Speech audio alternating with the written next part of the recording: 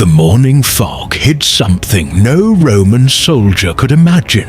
50,000 men stood in formation, armor gleaming, confidence high. By nightfall, almost none of them would be alive. This was not just a battle. It was a trap, centuries in the making. And the man who built it wasn't just a general. He was a ghost of vengeance, raised on hatred for Rome itself. His name was Hannibal Barca.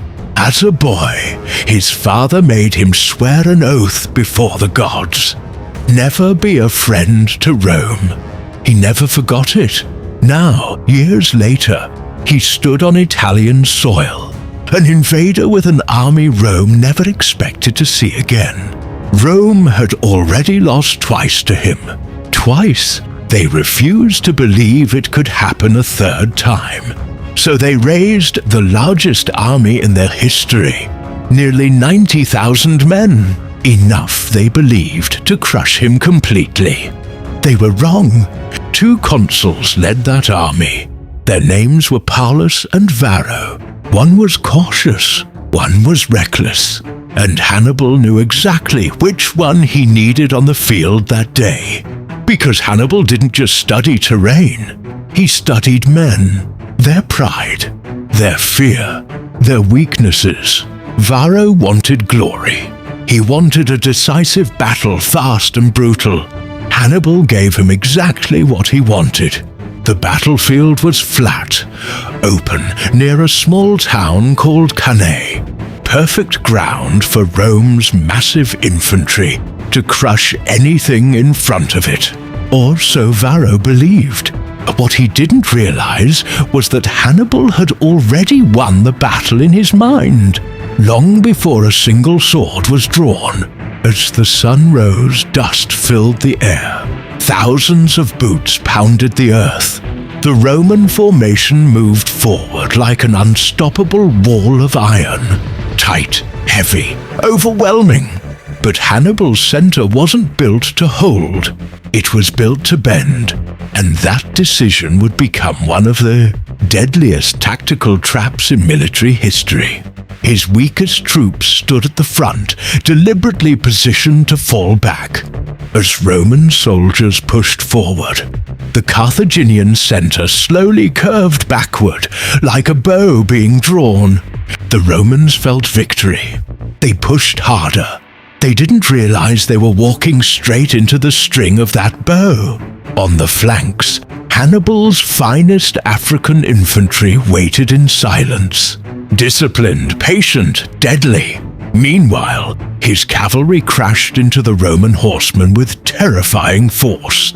Screams, metal striking metal, dust turning the sky orange. Roman cavalry, outmatched, began to break, and when they ran, they left the flanks completely exposed. This was the moment Hannibal had been waiting for his entire life. His cavalry regrouped, then turned toward the rear of the Roman army. The trap was almost complete. Roman soldiers in the center, drunk on false victory, kept pushing forward. They didn't see the wings of Hannibal's army closing in from both sides. By the time they noticed, it was already too late. The Romans were surrounded, front, back, both sides. 90,000 men, trapped inside a shrinking circle of death. There was no room to swing a sword, no room to retreat, no room to breathe. Men were crushed simply by the weight of their own army pressing inward. Panic spread faster than any blade could cut. Soldiers screamed for orders that never came. Commanders shouted commands no one could hear. This wasn't a battle anymore. It was a slaughter. Historians still argue about the exact death toll, but most agree this was one of the bloodiest single days in ancient warfare. Tens of thousands died within just a few hours. Blood soaked into the dirt of Cannae until the ground itself seemed to change color. Consul Paulus, wounded and exhausted, refused to flee. He chose to die among his men rather than survive in shame. Varro, the man who wanted this battle more than anyone, escaped. He would carry that guilt for the rest of his life. Back in Rome, no one could believe the reports. Entire noble families had lost every son who marched that day. The city didn't just mourn, it trembled. Rumors spread that Hannibal would march straight to the capital and end Rome forever. Some historians believe Rome was closer to total collapse at this moment than at any other point in its history. But then came the twist almost no one expects. Hannibal didn't march on Rome. Why? That single decision remains one of the greatest debates in military history. Some say his army lacked the siege equipment to break Rome's walls. Others believe he feared reinforcements from allied territories. And some argue he simply misjudged Rome's will to fight back. Whatever the reason, that hesitation may have cost him everything. Because Rome did not surrender. Instead, it did something almost no defeated nation had ever done. It refused to accept defeat. Rome rebuilt, recruited, adapted. They stopped fighting Hannibal head-on and instead wore his army down slowly, avoiding open battles that played to his brilliance. It was a humiliating strategy for proud Roman commanders. But it worked. Year after year, Hannibal's forces grew weaker, isolated deep in enemy territory, without reinforcements from home. Meanwhile, Rome grew stronger, smarter, more disciplined. The very tactics that destroyed them at Cannae became the lessons that eventually saved them.